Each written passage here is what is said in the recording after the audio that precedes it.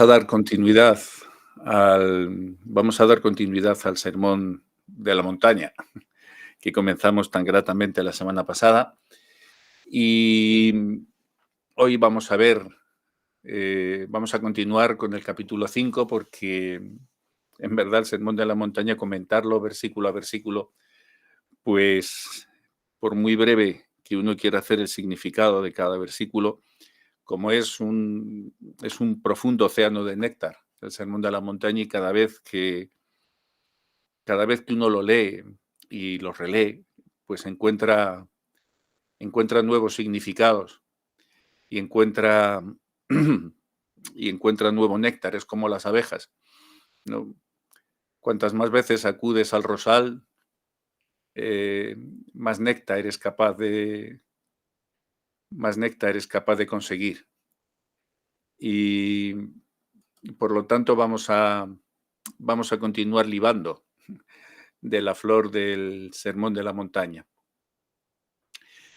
La semana pasada nos quedamos en los versículos 15 y 16, cuando Jesús hace la metáfora de la luz y nos dice que no se enciende una lámpara ni se pone debajo de un almud, sino sobre el candelero, y alumbra a todos los que están en la casa.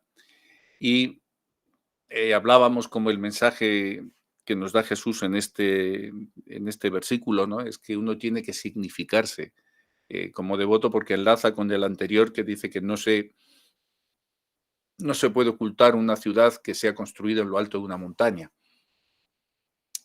Y por último, el 16, que sigue en la misma línea argumental.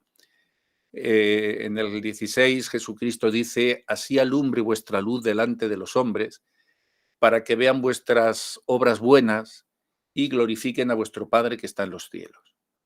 Y en el 17 comienza una revelación teológica, ¿no?, del propósito de la venida de Jesús como Mesías, como Maestro. Y en el 17 Jesús dice: no penséis que he venido a abrogar la ley o los profetas, a derogar la ley o los profetas. No he venido para derogar, sino a cumplir, a darle cumplimiento. Jesús aquí está enfatizando que él no ha venido a abolir las leyes, a abolir la ley, ni a los profetas que predicaron antes al pueblo, sino que ha venido a cumplirlo. Y esto es importante porque con estas palabras Jesús está estableciendo su relación con la ley y con los maestros del Antiguo Testamento, y aclara cuál es su propósito en relación con ellos. Podríamos decir que, como se dice en la cultura al Vedanta, él se sitúa en la sucesión discipular. La ley y los profetas, cuando Jesús habla de la ley y los profetas, se está refiriendo a la globalidad de todas las escrituras que se conocen o que conocemos nosotros como el Antiguo Testamento, que es la Torá de los judíos también, y que contienen, en el Antiguo Testamento están contenidos los mandamientos y todas las enseñanzas divinas que se le habían dado al pueblo de Israel a lo largo de los siglos hasta Jesucristo, así como también, obviamente, todas las palabras de los profetas que transmitieron el mensaje de Dios hasta la época de Jesús. Y aquí Jesús afirma que su venida no tiene ni mucho menos la intención de invalidar o desacreditar, podríamos decir, lo que se había enseñado en el Antiguo Testamento, sino que más bien su propósito es cumplir todo lo que las Escrituras habían predicho y apuntaban justamente a él. Al significarse en esta forma, él está diciendo que el centro de todas las profecías que se iban a cumplir en relación al rol mesiánico de alguien que vendría, aquí se está revelando él como Mesías, se está diciendo que él va a dar cumplimiento a la ley. Jesús, en su vida y enseñanzas, y con su forma de dejar este mundo, ¿no?, con su entrega en la cruz, él cumple las profecías y las demandas de la ley. Y él personifica teológicamente, personificaría la plenitud y el cumplimiento de la ley y de los profetas, precisamente. Y su venida trae, podríamos decir, la consumación y la realización de todo lo que se había profetizado y anticipado en el Antiguo Testamento. No olvidemos que la venida de Jesús viene profetizada en el Antiguo Testamento. No es que Jesús aparezca como una figura histórica o divina más o como un avatar más, sino que, igual que se explica en el Vedanta, que todas las apariciones de los avatares del Señor vienen programadas, o de sus actives avatar, que son sus enviados, ¿no? Entonces, él justamente es profetizado, su venida es adelantada por los profetas del Antiguo Testamento. Y Jesús continúa enseñando en el Sermón de la Montaña y explicando cómo su cumplimiento, cómo este cumplimiento de la ley de los profetas va más allá, y esto es importante que lo entendáis. Cuando él dice que he venido a dar cumplimiento, no se está refiriendo al literal de la letra maniqueísta, ¿no? Interpretada renglón por renglón sin salto. Esta interpretación, él va mucho más allá que la simple observancia externa de las normas, de las reglas o de las regulaciones. Él está profundizando en el corazón y en el espíritu de la ley. Esto es lo verdaderamente revelador en la figura de Jesús, porque él enseña el verdadero espíritu de la ley, su núcleo filosófico, su núcleo emocional, de lo que se nutre la ley, y no de la mera recopilación textual como códigos de un leguleyo. Y así, al hacer esto, él revela su intención más profunda, la intención más profunda de la ley y de los profetas, y llama a una justicia y una relación con Dios que son transformadoras. Y esto es muy importante. El mensaje de Jesús es transformador. Y él deja claro que no ha venido, dice que no ha venido para abolir la ley y los profetas del Antiguo Testamento, sino para cumplirlos en este sentido y darle su pleno significado, porque él es el Mesías, él es del que se profetizaba.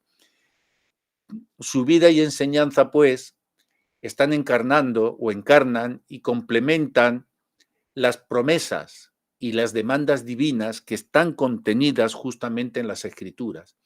Y es que es a través de él que se realiza el propósito y la intención de la ley y de los profetas.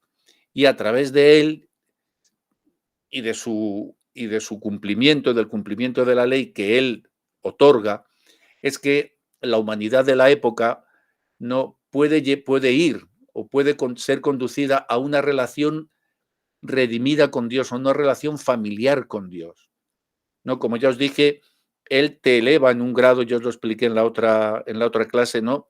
El Dios del Antiguo Testamento es el Dios pues, en sentido es de justicia, ¿no? Más de rigor, y donde la relación con Dios, aunque hay pasajes maravillosos en el Antiguo Testamento, como el Cantar de los Cantares, como los Salmos, como el libro de Eclesiastés y tantos otros, pero que además son de una poesía maravillosa, pero Jesús establece la igualdad porque te pone en contacto con tu verdadero linaje espiritual. Tú no eres una cosa que ha fabricado un tercero, por así decirlo, entenderme para hablar coloquialmente, ¿no? Un dios alfarero que hizo un muñequito de barro para someterlo a su voluntad y rigor, sino que te dice que tú no eres un muñeco de barro, sino que tú eres del linaje de Dios, que estás hecho de Él mismo, de su propia sustancia, que perteneces a su linaje. Y el cumplimiento de la ley, el verdadero mensaje, el verdadero cumplimiento de toda la ley del Antiguo Testamento, Jesús después lo resume. El cumplimiento de la ley no es otro, sino el amor. Eso es lo que él va a revelar. El cumplimiento de la ley es el amor. Y esto es importante que lo grabemos. En el 18 continúa diciendo, porque de cierto os digo que hasta que perezca el cielo y la tierra, ni una jota ni un tilde perecerá de la ley, hasta que todas las cosas sean hechas. Aquí Jesús está asegurando a sus discípulos y a toda la gente que está allí congregada, que le está siguiendo, está diciendo que este mensaje, que esta promesa de Dios, tal como se encuentra tal como se reveló a la humanidad en las Escrituras, en el Antiguo Testamento, que permanecerá inmutable hasta que todo sea cumplido. Pero cuando se dice que todo sea cumplido, no se está refiriendo solamente a que se ha cumplido el tiempo, porque este universo, con todo lo que contiene y con todas las posiciones aparentes, va a desaparecer. De hecho, el tiempo hace desaparecer el universo de nuestra vida, que nos parece tan grande, y luego está sometido a la brevedad, sino que hasta que todo sea cumplido en su espíritu, ¿no? Hasta que todo sea espiritualizado de alguna forma, hasta que llegue un cambio de era. Y él, por lo tanto, está enfatizando la eternidad y la durabilidad de las disposiciones divinas, y afirma que ni siquiera el cielo y la tierra pasarán antes de que se cumpla todo lo que ha sido predicho, todas las promesas que están encerradas en las Escrituras. La referencia a la J y a la tilde se refiere a los elementos más pequeños y mínimos en el idioma hebreo. La J y la tilde eran los elementos más pequeños y mínimos en la escritura del hebreo. Y aquí está indicando que incluso el mínimo detalle de la ley permanecerá vigente y que no será pasado por alto. Y esta declaración que él hace está reforzando la importancia y la relevancia continua que tienen las disposiciones divinas en la vida de los seguidores, de aquellos que siguen al maestro espiritual. Aunque él trae una nueva revelación, absolutamente Jesús trae una nueva revelación y un enfoque completamente renovado en su enseñanza, él no está anulando con ello la ley, sino que la está cumpliendo porque la está llevando a su pleno propósito, le está otorgando el verdadero significado que ya veremos más adelante, como Jesús critica que éste ha sido desviado por las castas sacerdotales. Así que este pasaje puede entenderse como una afirmación de fidelidad y de confiabilidad en Dios, y que el Señor siempre va a cumplir sus promesas. Todo lo que ha sido revelado como promesa en las disposiciones de las Escrituras será cumplido. Y por lo tanto Jesús va a asegurar a sus seguidores que pueden confiar en que la ley de Dios permanecerá vigente y será cumplida completamente en el tiempo y en la manera adecuados, a su debido tiempo. Por ende, Jesús está enseñando que la ley de Dios nunca será anulada ni pasará hasta que todo sea cumplido. Y él está enfatizando en este concepto de la durabilidad y de la importancia continua de la ley divina, que no es algo del ayer. A veces cuando nos asomamos a las Escrituras, en este posmodernismo en el que vivimos, no, esto es una cosa antigua, estos libros del pasado, el Bhagavatam, el Srimad Bhagavad Gita, los Upanishads, la Biblia, el Tao, tantos, ¿no? Y uno en este mundo moderno piensa, bueno, esto son cosas de otros tiempos, o qué sé yo. No, no, son enseñanzas eternas. Esta es la enseñanza eterna. Y esta enseñanza eterna nos insta a honrar y a vivir de acuerdo con principios divinos, que son los que nos apartan de la naturaleza animal, y a confiar en la fidelidad y en el cumplimiento que el Señor ejecuta a través de su revelación. ¿Ok? El texto 19 dice, de manera que cualquiera que infringiere uno de estos mandamientos muy pequeños, y así enseñare a los hombres, muy pequeño será llamado en el reino de los cielos. Mas cualquiera que hiciere y enseñare será llamado grande en el reino de los cielos. ¿Qué quiere decirnos con esto? Pues mirad, Jesús aquí está enseñando, nos está diciendo y advirtiendo sobre la importancia de mantener de obedecer estos principios divinos, de estar apegados a estos principios divinos y de enseñar los mandamientos de Dios, de enseñar estos mandamientos por el bien de la humanidad. Él está declarando que aquellos que infringen incluso los mandamientos más pequeños y enseñan a otros a que hagan lo mismo, es decir, a que esto no tiene importancia, me lo salto, y esto me lo salto, y esto me lo salto, ¿no? Las consideraciones morales. Pues él dice que asimismo van a ser considerados muy pequeños en el reino de los cielos. En contraste con aquellos que si siguen o van a seguir en su vida los mandamientos y van a enseñar a otros a que hagan lo mismo, estos serán considerados grandes en el reino de los cielos. Así que aquí se nos está resaltando la necesidad de que uno tiene que mantener una obediencia en la medida que pueda completa y un compromiso sincero con la voluntad divina. Y no se trata solo de cumplir, y esto es muy importante que lo entendáis cuando habla de esto, no se trata de cumplir o solamente de cumplir mandamientos externamente como algo ritualístico, sino de vivirlos en el corazón y en todas las áreas de la vida. Eso es a lo que se refiere. Tienes que vivirlo en el corazón y proyectarlo en todas las áreas de tu vida. No es algo para ir al templo los fines de semana, o ir al arti, o ir a la misa, o, o ir a la mezquita. No, no se trata de eso. Además, él está enfatizando la responsabilidad de enseñar a otros de manera coherente y fiel, y a que transmitas esta verdad y estos principios divinos en la medida que puedas, hagas partícipes a los demás.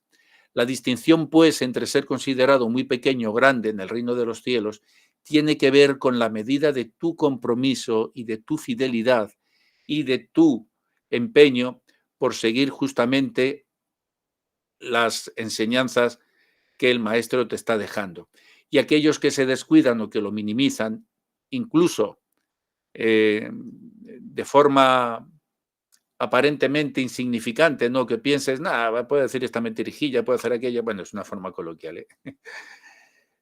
El que se acostumbra a hacer excepciones, entonces ya toda su vida espiritual se convierte en una excepción permanente. Así que él nos está animando aquí a que seamos capaces de seguir este camino.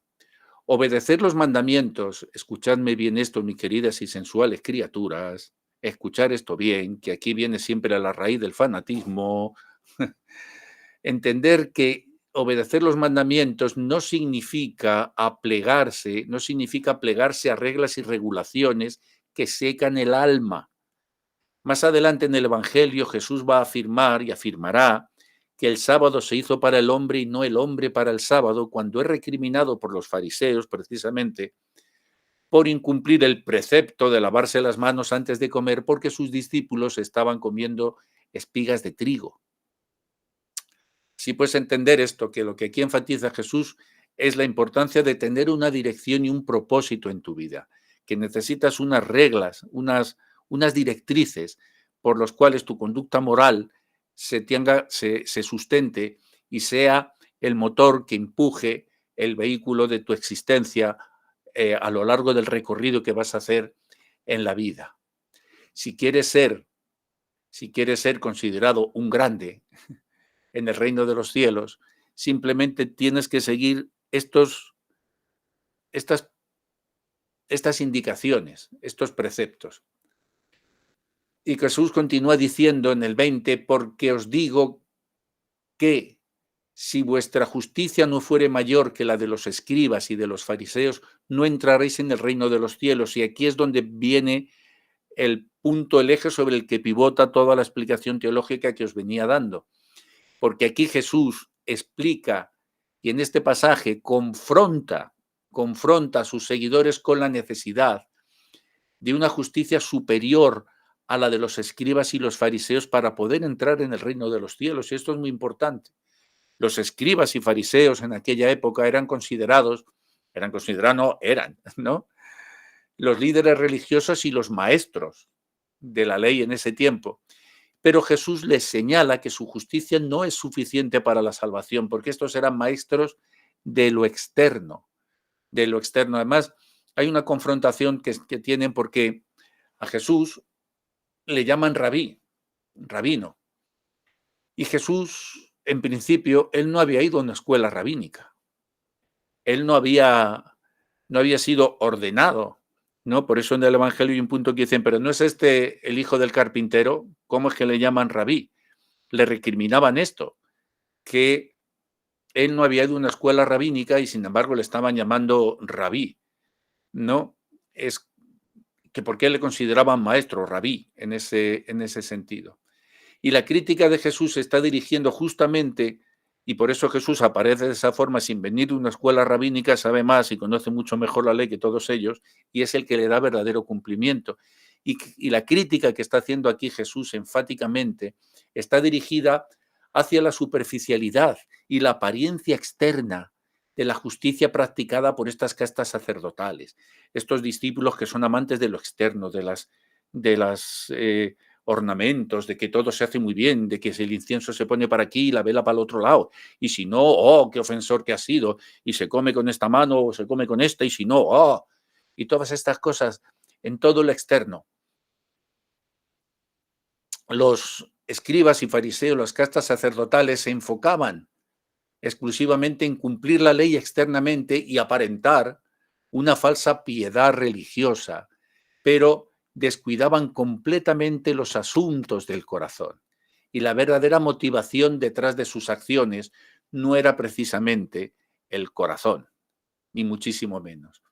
Y Jesús está llamando a sus seguidores a una justicia que va más allá de esa apariencia externa de los ritos, de las ceremonias, de la vida del templo, va mucho más allá de esa apariencia externa y se arraiga en el corazón, se arraiga en el corazón.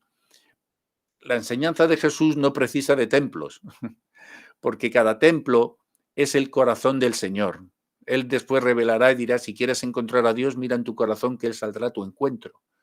Ya lo tienes. Si Él está enseñando que la verdadera justicia implica una transformación interior, un cambio interior, un compromiso profundo con la voluntad de Dios y sobre todo un amor genuino, y esto es difícil encontrar en esta era en la que vivimos, mis queridas y sensuales criaturas, un amor genuino hacia Él y hacia los demás, hacia los demás.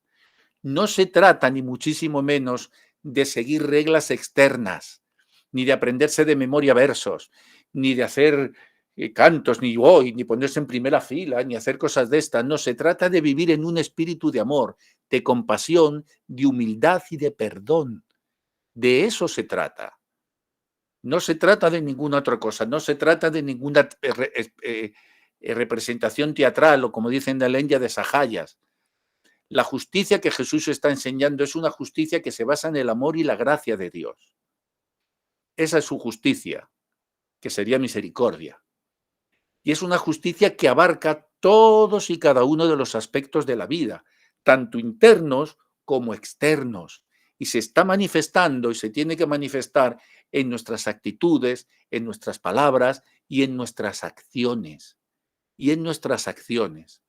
Así que cuando el Maestro está instando a una justicia mayor que la de estos escribas y fariseos, Él nos está desafiando precisamente a examinar nuestras motivaciones. ¿Qué motivación tienes tú detrás de todo el folclore que estás haciendo? ¿Qué motivación tienes? ¿Qué motivación? Te está obligando a que examines tus motivaciones, a que dejes de autoengañarte y a buscar una relación más profunda y más sincera con Dios. Y nos está llamando a una justicia que está fluyendo, que fluye a borbotones, que fluye desde el corazón renovado por lo que Jesús revela a través del Espíritu Santo y que se expresa y se tiene que manifestar en nuestras interacciones con los demás. Esa es la justicia a la que Él se refiere. Él nos está llamando, el Maestro nos llama a una justicia superior a la de esta gente. Nos desafía a que busquemos una transformación interior, arraigada como un árbol que hunde sus raíces en el amor y en la gracia de Dios y que se manifieste en nuestras actitudes y en nuestras acciones. La justicia que Jesús enseña va más allá de esa apariencia externa del chucuchucu, del cotorreo, de por aquí, del por allá, y se enfoca en el corazón, mis queridas y sensuales criaturas, enfocaros en el corazón y en la verdadera motivación que tenéis detrás de lo que hacéis. Ok, Pues después Jesús continúa diciendo, oísteis que fue dicho a los antiguos, no matarás, mas cualquiera que matare será culpado del juicio. Y continúa diciendo, mas yo os digo que cualquiera que se enojare locamente, fijaros qué hermoso, cualquiera que se enojare locamente con su hermano será culpado del juicio, será culpado en el juicio. Y cualquiera que dijere a su hermano raca será culpado del concejo.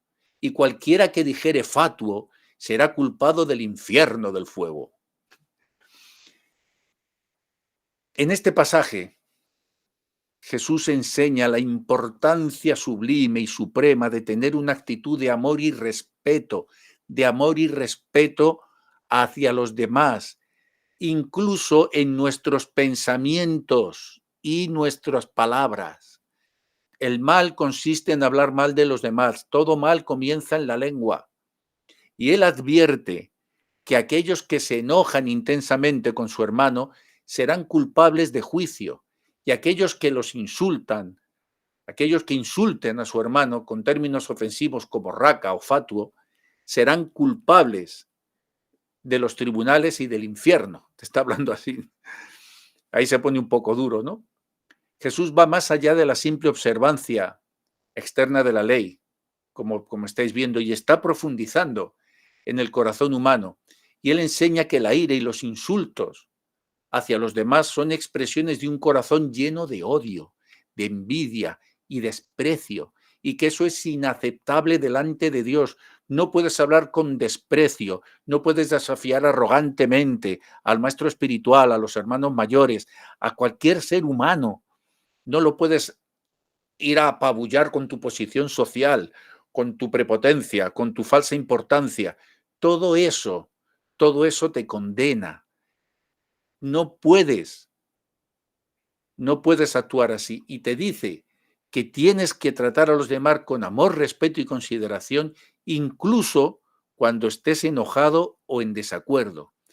El maestro te está invitando a que busques la reconciliación, a buscar la reconciliación y a que resuelvas los conflictos de manera pacífica y compasiva, en lugar de permitir que la ira y que las palabras hirientes estén dominando tus interacciones.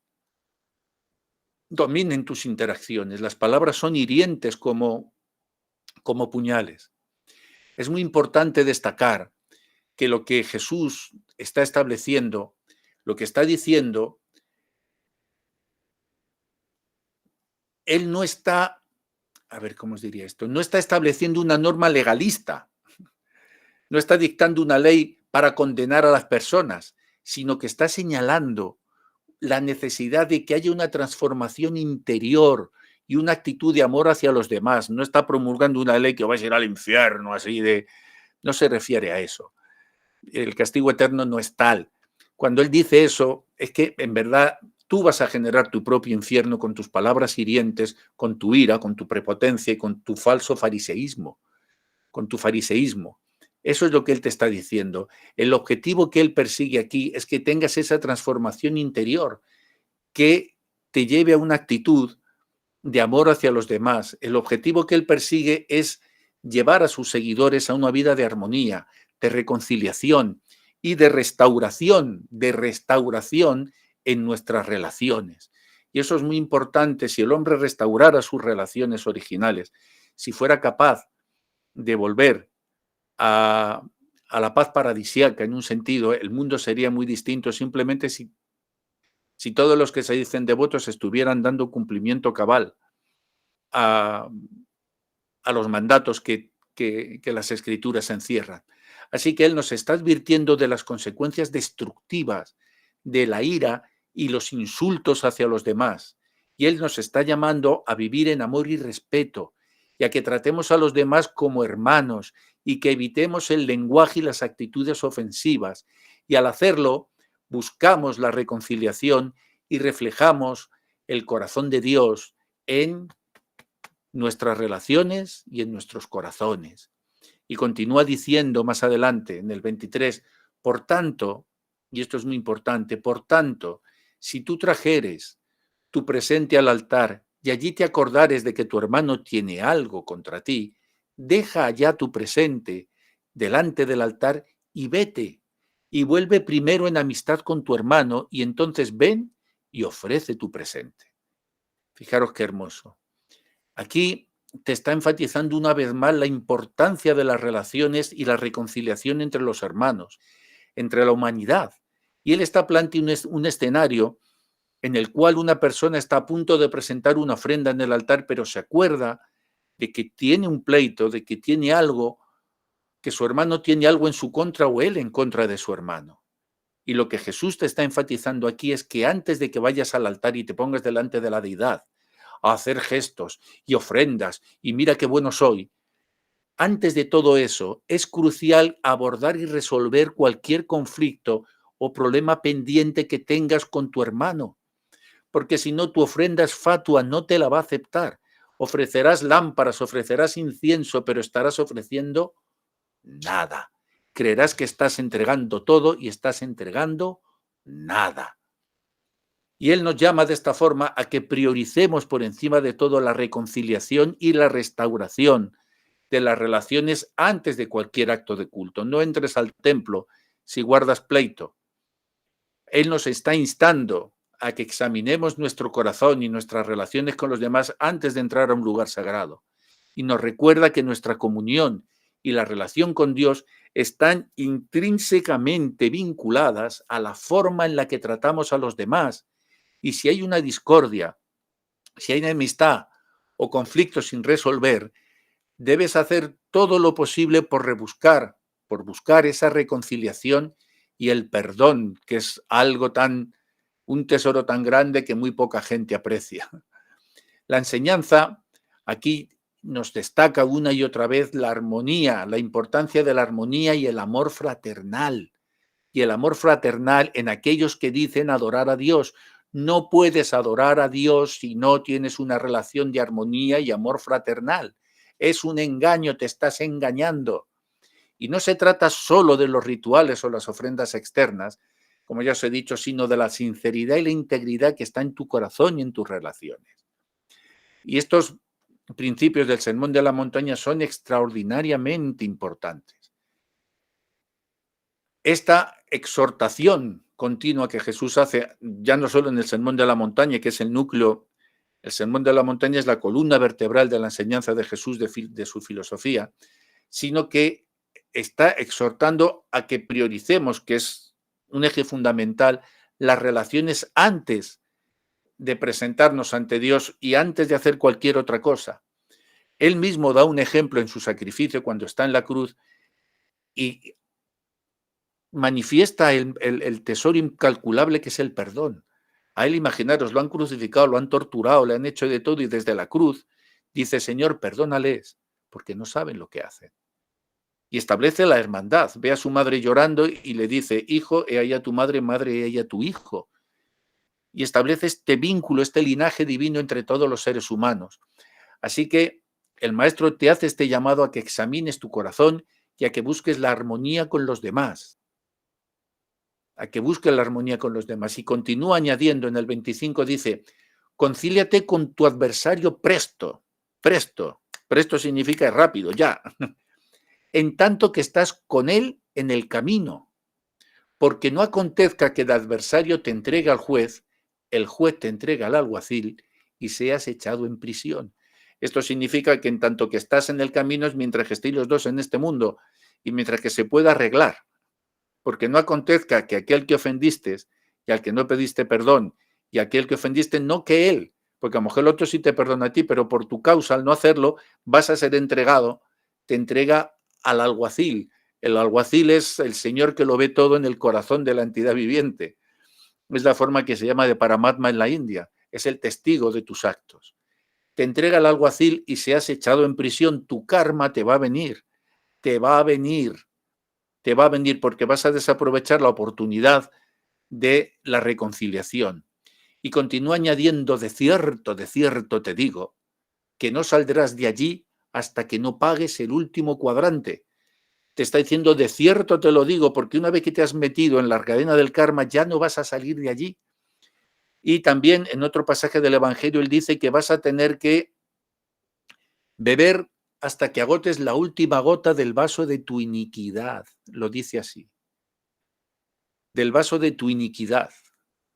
Una vez que pones en marcha, le has dado cuerda, la siembra es voluntaria, pero al final la cosecha es forzosa, y esto hay que tenerlo en mente. Y aquí él está enfatizando esta parte del discurso, todos estos versículos, es todo el énfasis que hace en el Sermón de la Montaña sobre la resolución sobre la reconciliación y la resolución de conflictos.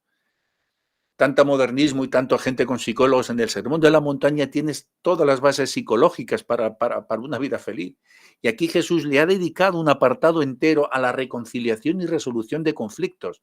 Y utiliza una metáfora, como él hablaba, para transmitir un mensaje espiritual aún más profundo. La expresión "no saldrás de allí hasta que pagues el último cuadrante" se entiende simbólicamente como la referencia, ya os he dicho, a las consecuencias y a estas responsabilidades que van a acompañar a nuestras acciones y a nuestras decisiones. Así que hay que abordar, Jesús te está hablando de la importancia de abordar los conflictos y resolverlos adecuadamente antes de que sea tarde. Antes de que sea tarde, hay que buscar la reconciliación y la restauración. El pago del último cuadrante se interpreta como la metáfora de asumir la responsabilidad de tus acciones y de rectificar cualquier daño que hayas causado. Rectifica el daño que causaste y busca la paz y la reconciliación con los demás. Él, el maestro, está exhortando a resolver conflictos de manera oportuna y a ser consciente de las consecuencias que tienen nuestras palabras y nuestras acciones. Y nos está instando a que busquemos la paz y la armonía en nuestras relaciones y que podamos reconocer la importancia de la reconciliación y del perdón. Todos estos versículos nos están recordando esta importancia, la importancia en el abordaje de nuestra vida cotidiana, en la forma en la que tenemos que abordar las relaciones humanas y buscar ese perdón, esa reconciliación. Y nos insta a su vez a asumir las responsabilidades de las acciones que hayamos hecho y a evitar las consecuencias negativas que surjan cuando dejamos cosas sin resolver.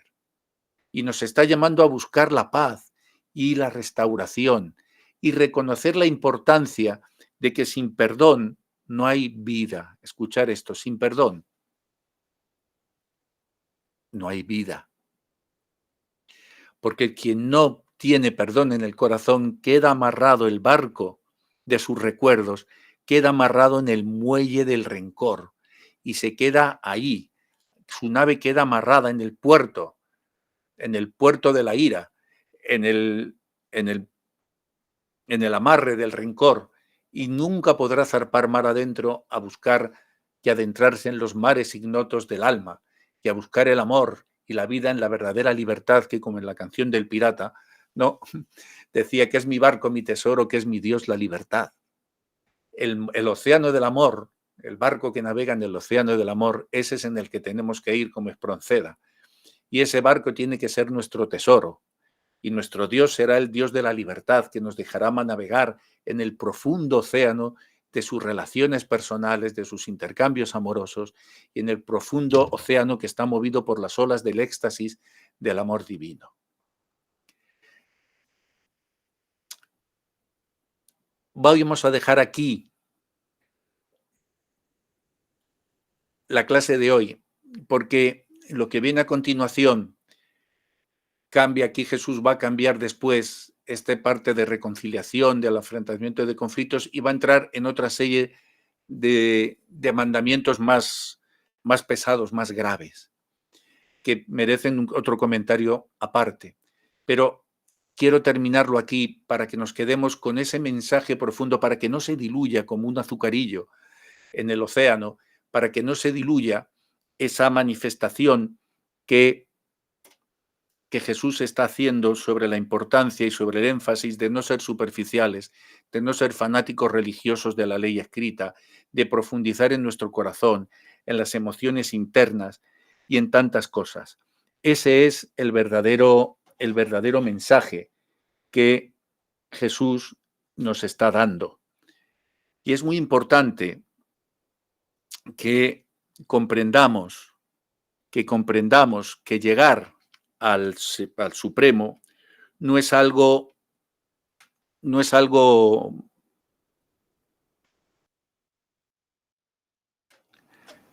barato. No es algo que uno pueda, por el mero hecho de leer superficialmente libros escritos, uno ya va a hacerlo todo, y por memorizar pasajes como un papagayo, entonces es que uno ya está elevado. Nada más lejos de la realidad. Vamos a terminar con una reflexión que me gusta haceros al final de cada clase, con un último mensaje.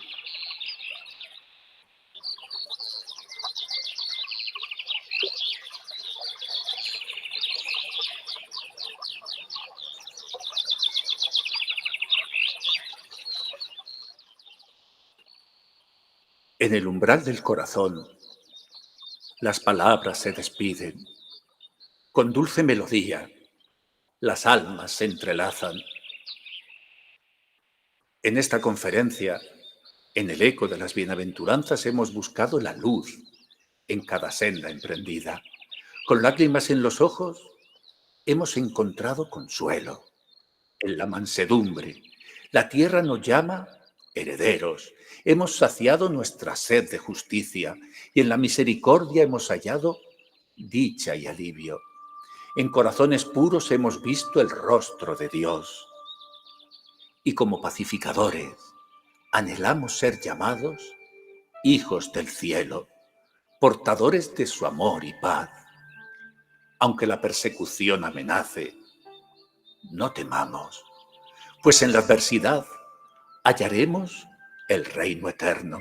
En el vituperio y la calumnia nuestra fe se fortalece, pues sabemos que así persiguieron a los profetas primero. Concluimos este encuentro de palabras y emociones, conscientes de que cada latido nos lleva a la esencia de las bienaventuranzas, la guía para nuestra existencia. Que estas palabras resuenen en el alma y en el tiempo, recordándonos siempre el mensaje divino y sublime de las bienaventuranzas, en las que encontramos el aliento.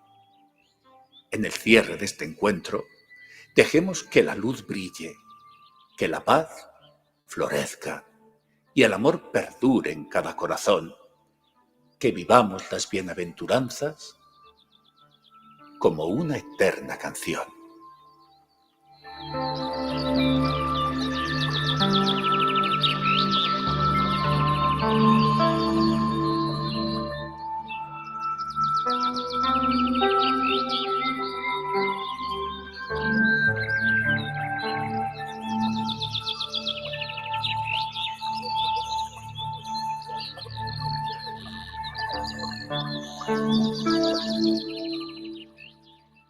Y la canción la continuamos la próxima semana, que continuaremos con las bienaventuranzas. Y ahora, si tenéis alguna pregunta,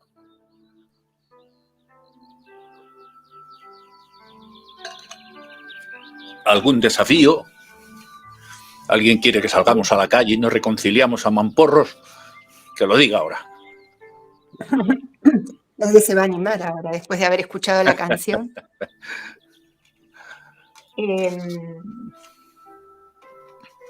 Estaba recordando usted al principio, Maharaj habla de, aclara que no somos muñecos de barro, ¿no? Uh-huh. Creo entender en qué sentido usted lo aclara, pero me estaba acordando de un pasaje del Génesis, uh-huh, que dice, con el sudor de tu frente, Ganarás el pan con el comerás sudor de tu pan frente, sí. hasta que vuelvas al suelo, porque polvo eres y Y en polvo polvo te a convertirás. polvo volverás, ¿no? Uno podría decir entonces que ese siempre me impactó, ¿eh? Desde que lo leí dije, ¡ay, qué terrible!, ¿no? Ahora creo que se está refiriendo a nuestro cuerpo, ¿no? Nuestro cuerpo físico, Obviamente. obviamente. Bien. Obviamente, ese pasaje, Údava, se está refiriendo a que Mm, el alma condicionada está engañada por la energía ilusoria, bien. por el cuerpo hecho de los elementos que te explican en las escrituras, en los Vedas: tierra, aire, fuego, agua, éter, Ujú. mente, inteligencia y falso ego. Polvo eres y en polvo te convertirás. En verdad, querida Údava, tú y yo estamos hechos de átomos de estrellas que estaban aquí hace miles y millones de años, que ahora los hemos Así. tomado. No somos, ni siquiera somos conscientes, fijaros si es terrible esto. No es que no seamos conscientes de nuestra grandeza espiritual, es que ni siquiera desde el punto de vista material nos damos cuenta de lo grandioso que es todo. Porque los que estamos en esta clase estamos hechos de átomos de estrellas que tuvieron su origen hace miles de millones de años, que es toda la energía del Señor Supremo, todo lo que se manifestó en la manifestación cósmica. Y hemos cogido estos disfraces de hombre, igual que en el poema Sé que tengo de Venecia: tú con tu disfraz, yo con mi disfraz de hombre y tú con tu máscara de mujer. No bastó aquel atardecer con su moneda de ocaso para hacerme pagar el fracaso de volver para quererte, ¿no? Dice así. En verdad estamos a ver quién se quiere unir ahora a la llamada, estamos terminando. A ver, un momento que le doy aquí, vista, pues no me sale. No soy ¿Quién es? yo, ¿eh? Sí, Aditi, no, es Aditi, que llegó tarde. Y no sé, le di para que entrara y se ha vuelto a ir. Bueno, pues como os decía, no somos conscientes ni siquiera de eso. Entonces, lo que se refiere a ese pasaje del Evangelio es: como te has dejado engañar por la energía ilusoria, ahora vas a tener que permanecer bajo esta forma. Pero en verdad es la forma en la que da comienzo el gran teatro del mundo del que habla Calderón de la Barca. Mm, Daros cuenta que el Génesis, el Antiguo Testamento, no está hecho para revelar verdades teológicas profundas ni científicas, sino que está hecha para inculcar la fe de forma sencilla a un pueblo que tiene poco nivel. Tú date cuenta que no es lo mismo el pueblo hebreo, un pueblo de pastores que venían de esclavos, etcétera, etcétera, que 100.000 sabios en el bosque de Naimisarayan sentados allí y autorrealizados. Lógicamente, la audiencia, el claro. auditorio condiciona el mensaje. Y Ujú. no está hecho para enseñar verdades científicas, sino para entender. Obviamente, cuando tú ya tienes un conocimiento superior, por eso Cristo decía: quien tenga oídos, que oiga. La verdadera comprensión viene después. El Génesis, igual que cuando dice: hizo un muñeco de barro y lo soplé. Ujú. ¿Qué significa? No es que tú seas un soplido de Dios, pero también se te explica en el Bhagavatam que la mirada trascendental del Señor, cuando se posa sobre la naturaleza material, sobre Prakriti, esta se activa. Es la forma en la que una parte de él Bien. entra en Prakriti, que es el barro, que son los elementos materiales, y se forman. Hay un pasaje en el Evangelio también, en la piscina de Siloé, donde Jesús te lo aclara muy bien también. Cuando los discípulos llegan a la piscina de Siloé, Siloé significa el enviado. Entonces, en la piscina de Siloé hay un ciego de nacimiento, y esto es importante, porque los discípulos además preguntan, le dicen: maestro, ¿este ciego de nacimiento lo es por sus pecados o por los pecados de sus padres? La pregunta tiene enjundia, porque si el tipo es ciego de nacimiento, ¿cuándo iba a haber pecado? Para nacer ciego, obviamente tuvo que ser antes de nacer. Luego, obviamente, te están hablando de la reencarnación, que entre ellos conocían eso. Y Jesucristo da una respuesta importantísima. Lo que pasa es que no se tiene una comprensión teológica del mensaje de Jesús, ¿no? Y él dice: en el caso de este en concreto, dice, no es ni por sus pecados ni por los pecados de sus padres, sino para que se obren en él las glorias del Hijo del Hombre. Es decir, a este lo han puesto aquí para que yo haga esto. Es un actor que ha sido puesto aquí para que yo os muestre esto. Tal ¿Y qué cual. es lo que hace? Fíjate, Udaba, él coge tierra, escupe y hace barro con su saliva y se lo coloca en los ojos. y le dice, ahora ve a la piscina de Siloé y lávate. Y él, cuando llega a la piscina de Siloé, a las aguas, se lava, y cuando se quita el barro, ve, ha recuperado la vista. ¿Qué significa el barro? La naturaleza material. En verdad, lo que te está explicando él, que para abrir los ojos al espíritu, para despertar a la realidad espiritual, te tienes que deshacer, tienes que ver con los ojos del espíritu. No es que le estuviera devolviendo como el doctor Barraquer le ha hecho un trasplante de córnea o le ha operado de cataratas, que obviamente recupera la vista, pero el mensaje no es la vista física, porque está en la piscina de Siloé. Y ese barro que hace está referido justamente al barro del Génesis. Al barro del Génesis. Yo te libro del barro del que vienes. He vuelto a hacer barro. Dios sopla y Jesucristo escupe. Y hace lo mismo. Y te lo coloco en los ojos. Estás cegado por la naturaleza material, por la energía ilusoria. Estás cegado por este sueño. Y en la piscina de Siloé te lavas y recuperas la vista. Si te lavas en las aguas del enviado. El enviado es el maestro espiritual, que es quien te da con la luz de su conocimiento, te revela tu verdadera identidad espiritual. Y trabajarás, te ganarás el pan con el sudor de tu frente, pues significa las actividades fruitivas, no es más que eso. Vas a estar sometido al karma, a las actividades fruitivas. Vas a hacer karma kanda, vas a estar sometido a las acciones y reacciones de tus trabajos. En el mundo espiritual lo tienes todo, en el mundo material lo tienes todo, pero crees que no tienes nada y te buscas la vida.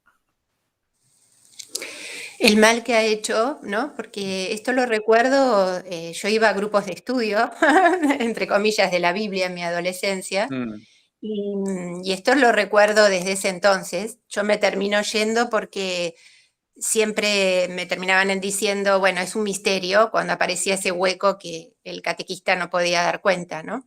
Y ahora pensaba, ¿cuántos años me ha llevado poder ahora volver e interpretar así, ¿no? Y lo mal que hace, como usted dijo, que aquellos que no hayan logrado su transformación interior se pongan a repetir enseñanzas sin haber ellos, como si fuese posible así, ¿no? Y bueno, por eso no podían dar cuenta, no estaba en ellos realizada esta transformación, entonces no podían dar clases ni ningún tipo de... Exactamente, esa es una gran verdad la que has revelado, Udava, grandísima. Por eso se dice que no pongas en tus labios nada, en tu boca nada que no puedas saborear. Y por eso Jesucristo también se refiere a esto y sabía que iba a pasar y los llama ciegos guías de ciegos. Claro. Los llama así.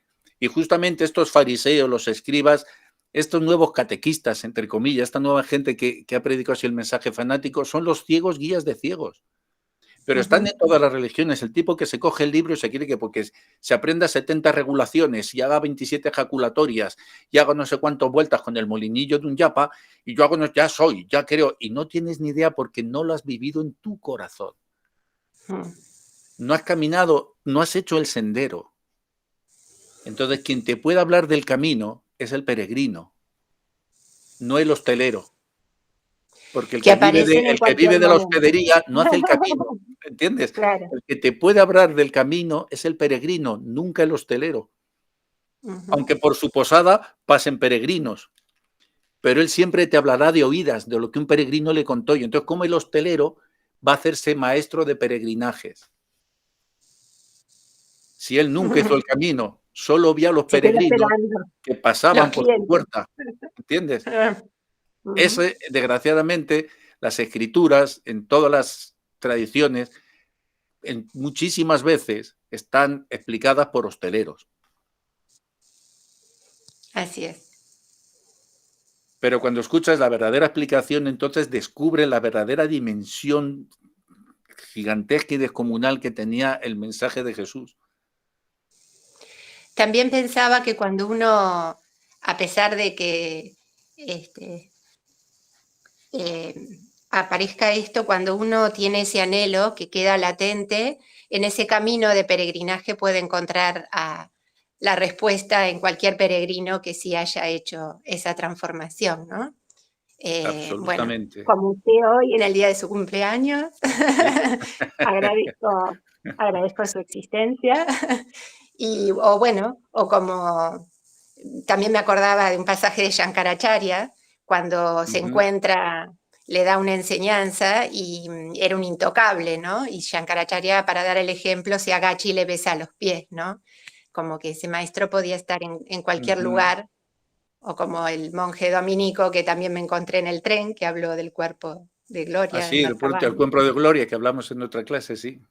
Cuando Pueden se aparecer en explique cualquier lugar, ¿no? el SIDA deja, sí, así es, absolutamente, y que Dios está en todo, y que Dios Ujú. está en todo, y ese ejercicio Jesucristo abraza a los leprosos y los cuida de esa forma. Son así, todas estas grandes almas han hecho eso, han dado ese ejemplo, Mm. han dado ese ejemplo, en ese ejemplo de humildad. Y luego Jesús lava los pies a sus discípulos. Y Jesús dice, de entre todos vosotros, en la última cena dice, aquel de vosotros que quiera ser el maestro, el primero, hágase el sirviente de todos los demás. Dice, ese es el líder. Quien quiera ser el líder, hágase el siervo de todos. Lidera el que sirve. Pasa que el mensaje, pues sí, ha sido, y luego por intereses políticos, económicos, pues cada uno rima, como dice en el dicho castellano, cada uno rima el ascua a su sardina. Eso, eso es inevitable. La instrumentalización de las escrituras por parte de las castas sacerdotales, del poder, siempre está ahí, pero no solamente en la espiritualidad, en las simples ideologías políticas, sociológicas, siempre la discordia está ahí, ¿no? Y Así ves es. cómo gente dice socialistas, y ves cómo entre socialistas se han dado de puñaladas, trotskistas con marxistas, marxistas con maoístas, maoístas con leninistas, pero coño, no estabais hablando todo de comunismo. Entonces, ese es el punto, pero lo bueno es encontrar la enseñanza eterna, remontarse a las fuentes, como Livingstone cuando remontó el Nilo para encontrar las fuentes del Nilo. Uno tiene que ser un valiente Mm, explorador. Ahora, mm. si te quedas conforme con lo que te sirve el hostelero, bueno, pues tendrás una religión costumbrista de los días, ¿entiendes? Irás al templo, harás ofrendas, pero se convertirá en una tradición. En verdad, pasa igual en la India, en muchos países, por ejemplo, España o Occidente, y España, que entonces es un país católico, un país cristiano, en verdad no es un país cristiano. Los occidentales no somos una cultura, no somos no somos países cristianos, somos de tradición, que es distinto, de tradición cristiana, de cultura, pero no es lo mismo la cultura que la espiritualidad. Es por tradición, porque de toda la vida de Dios, pues se ha hecho.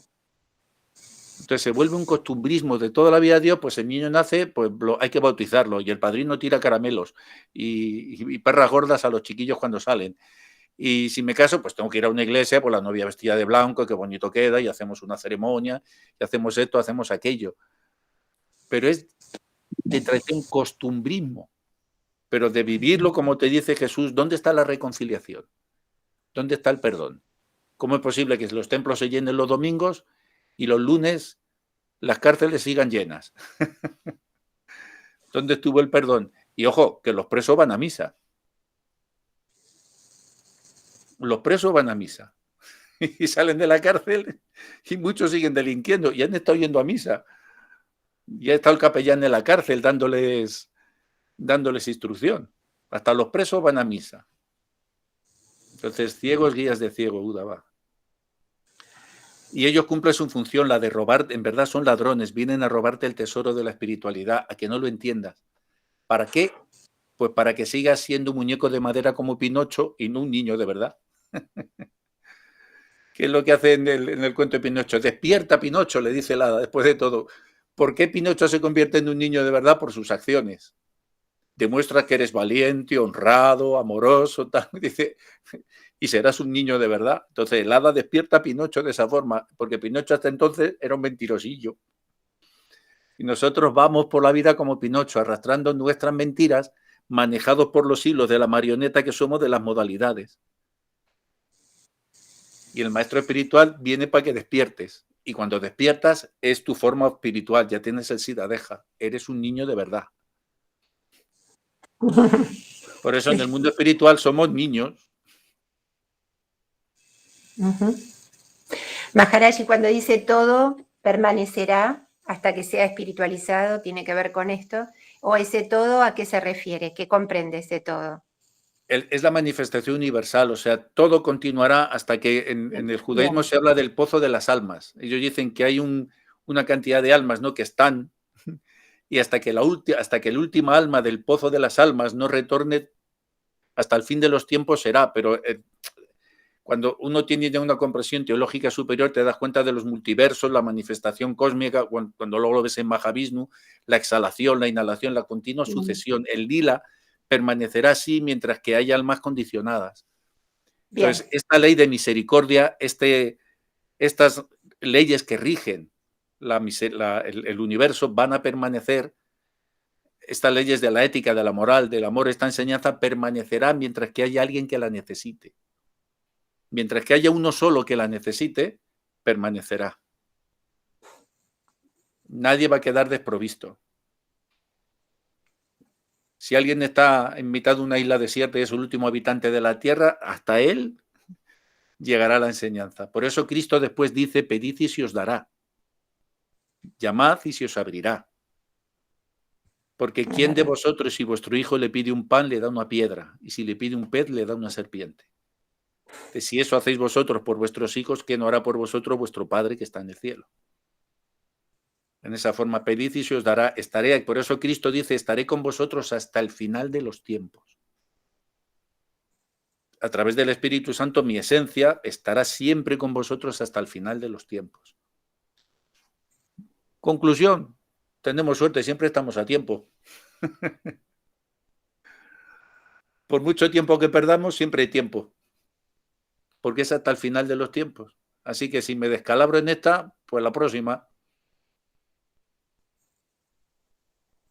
Por eso Krishna te dice en el Gita que aquel que quiere llegar hasta mí, yo le preservo lo que tiene y le llevo lo que le falta. Así es como se manifiesta.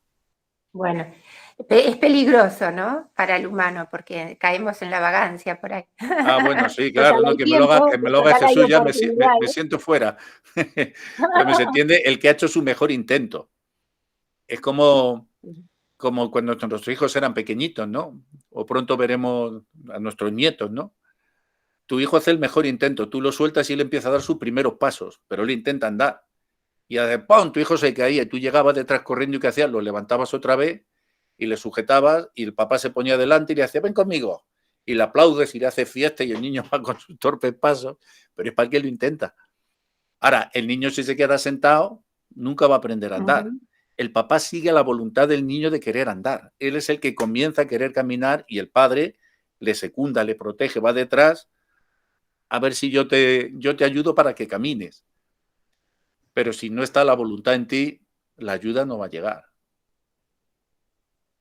Claro, siempre puedes hacer como aquel catalán, ¿sabes?, que entraba en Montserrat, en la Moreneta, en la Virgen Negra que tiene allí en Montserrat, y los catalanes, como nunca se gastan dinero, llegaba al templo y le decía, con acento catalán, y decía: ay, Jesucristo, de verdad, Señor, de verdad, que me toque la lotería, que me hace mucha falta, Señor, que me toque la lotería. Y el tipo todos los días, mes tras mes, año tras, Señor, que me toque la lotería, todos los santos días de la semana.